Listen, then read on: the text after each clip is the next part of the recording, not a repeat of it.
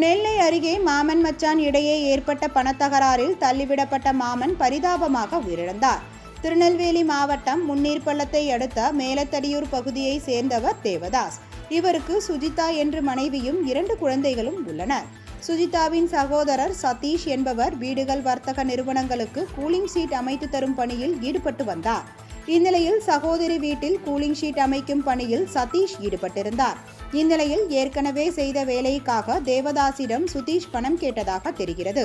சுதீஷுக்கு குடிப்பழக்கம் இருந்ததால் அவரிடம் பணம் கொடுக்க தேவதாஸ் மறுத்ததாக தெரிகிறது.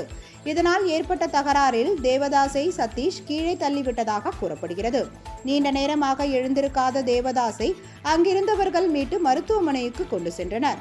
அங்கு தேவதாஸை பரிசோதித்த மருத்துவர்கள் அவர் ஏற்கனவே உயிரிழந்து விட்டதாக தெரிவித்துள்ளனர்.